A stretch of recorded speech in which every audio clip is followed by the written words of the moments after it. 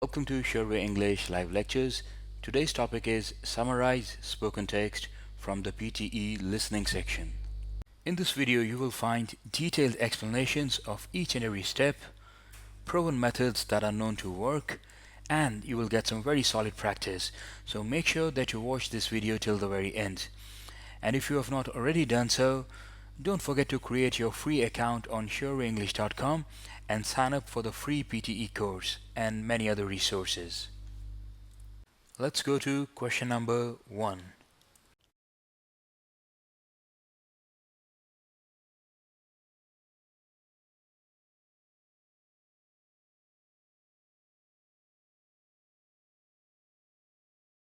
Um, I remember having a conversation with a dear friend of mine who died a couple of years ago, David Frisby, who was the translator of Zimmel's Philosophy of Money. And he was a colleague of mine at the LSE. And he came to get me for lunch one day, and I was reading, I think, some book about banking. And I said something to him about what I'd been reading. And he said, look, he said, your book is about money. Remember that. It's not about banking. And I remember thinking, going away and thinking about that and gradually dawning on me that actually he was right, that what we'd been witnessing in 2007, 2008, 2009 was a financial crisis. It was a crisis of the financial system, and that wasn't the same at all as a crisis of money. Money was something more general and more specific. I mean, money is a currency. It circulates amongst people. It's not reducible to the banking system. It's not the same as finance. So there are all kinds of ways in which you might want to draw that distinction. And then I started thinking about. Alright, please start writing your response now.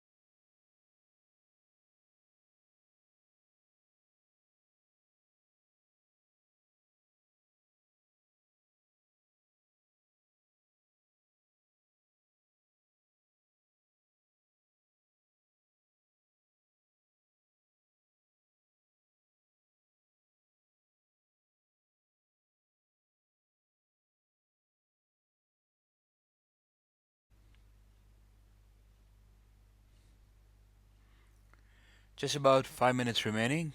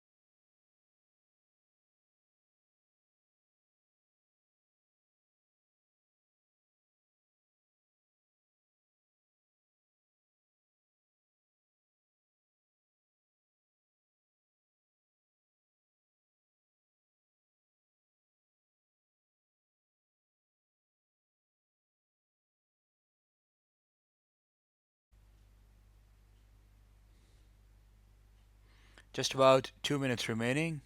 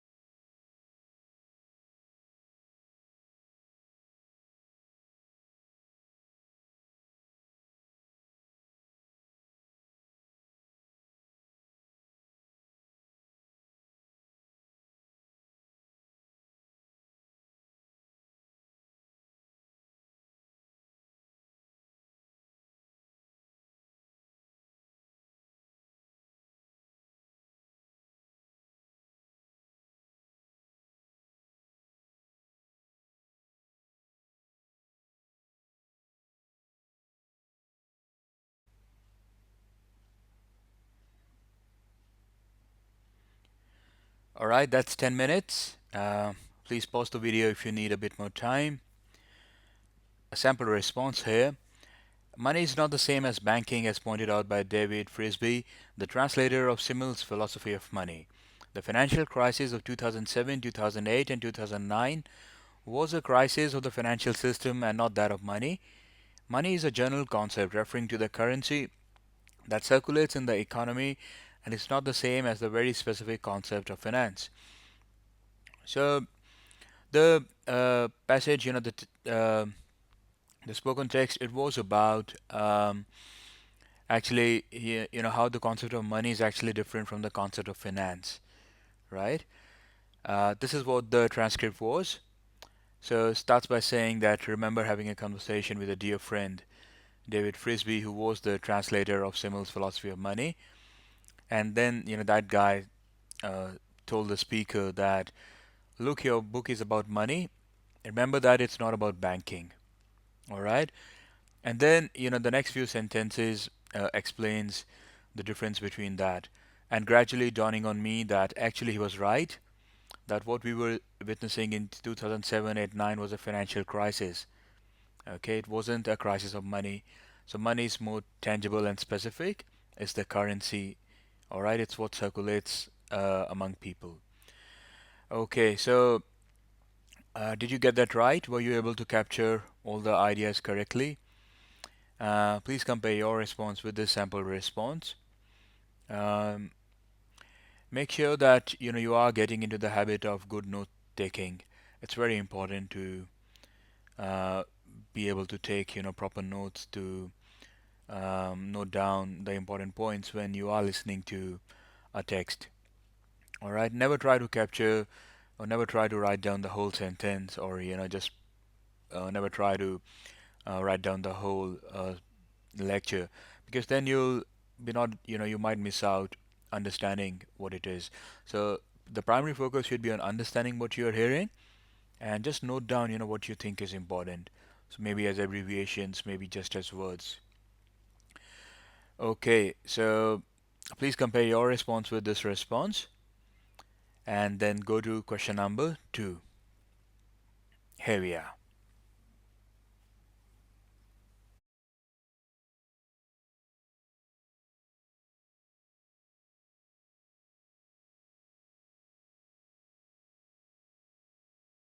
I think it's to do with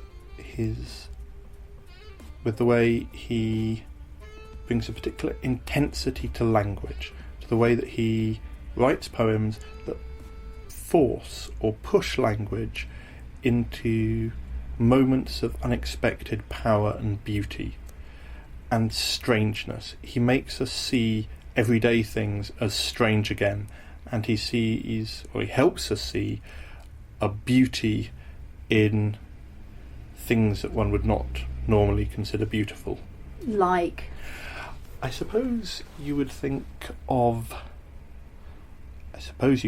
of his most famous radio play, Under Milkwood, and how he takes the average life of people in a little town, their petty jealousies, their loves, their desires, and transforms them into something that is funny, beautiful, and terribly moving.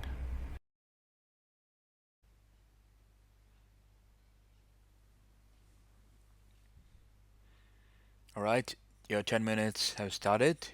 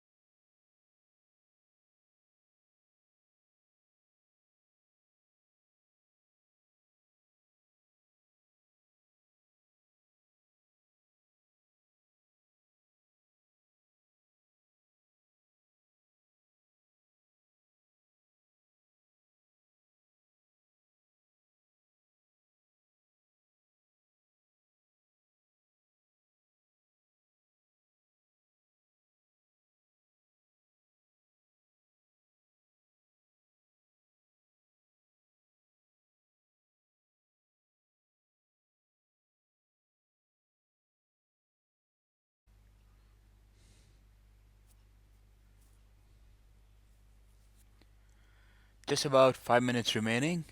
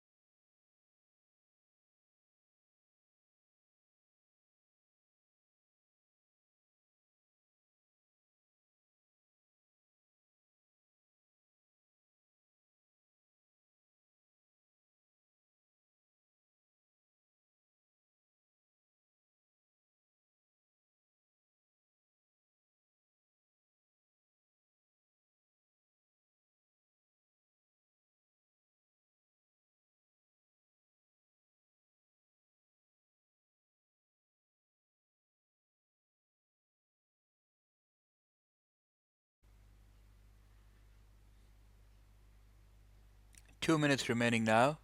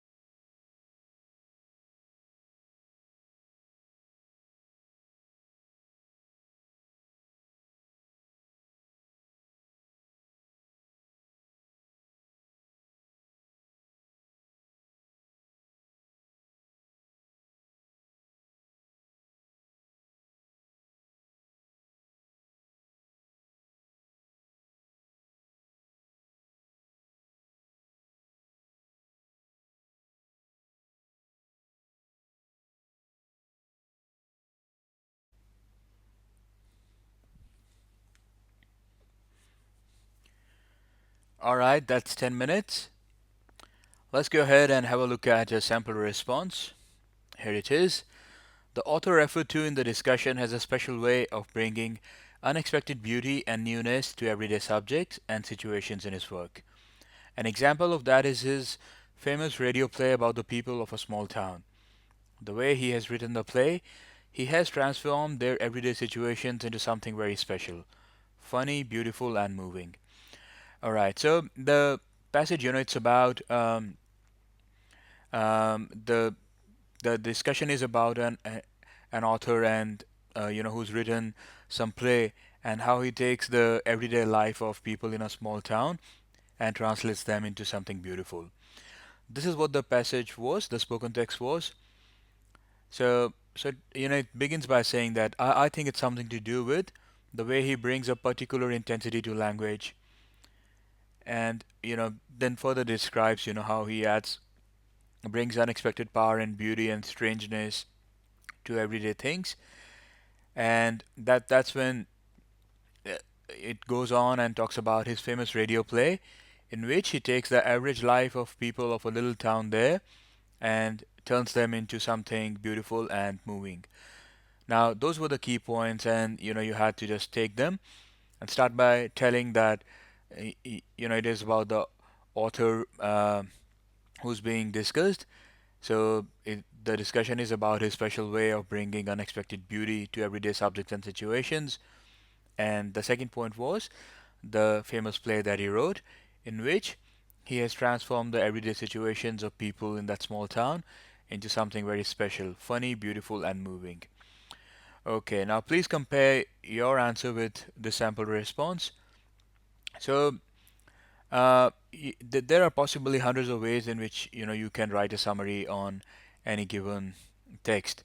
Now, as long as you have captured the ideas correctly and organized them in a proper way, it should be all right. So look for that, and also look out for the word limit. You shouldn't exceed 70 words, and there shouldn't be any spelling mistakes or grammatical errors. So please look out for that.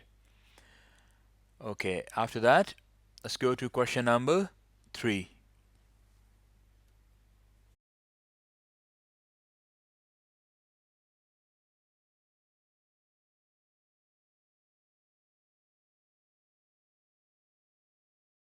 What does it mean to be dyslexic? A new book, The Dyslexia Debate, says the term dyslexia is a broad and meaningless label. The book also suggests that children are often labelled dyslexic when exhibiting a range of different reading difficulties.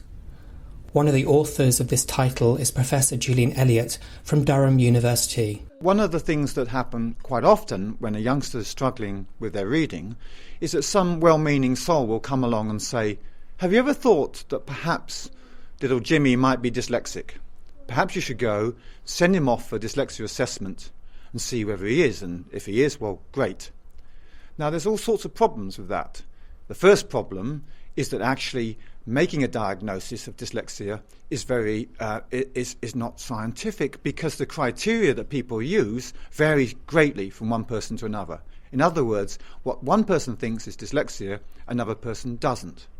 So firstly, you can't make a decision in a clear, consistent way about whether a child is dyslexic or not.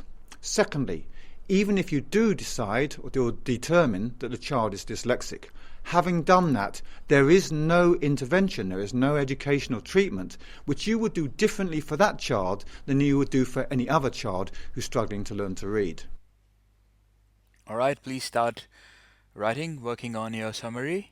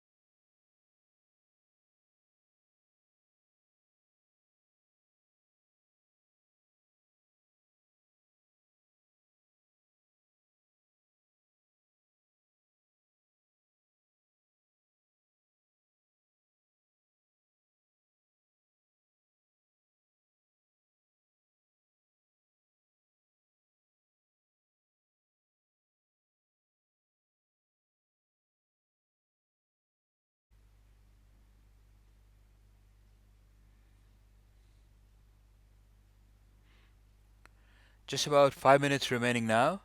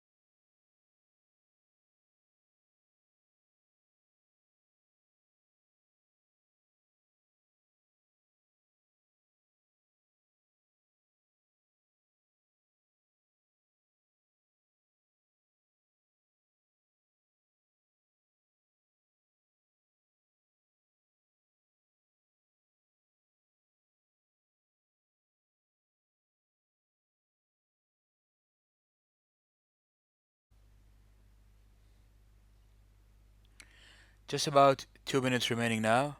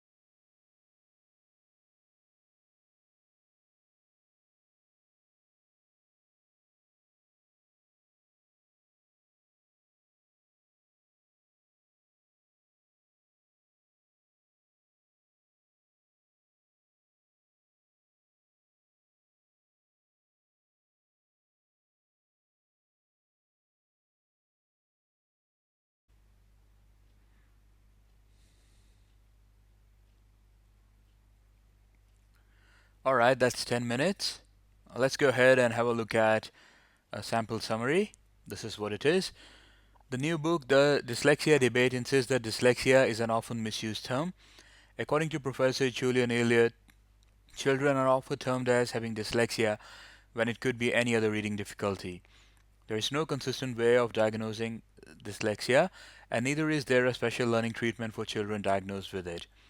Therefore, it's pointless labeling someone as dyslexic.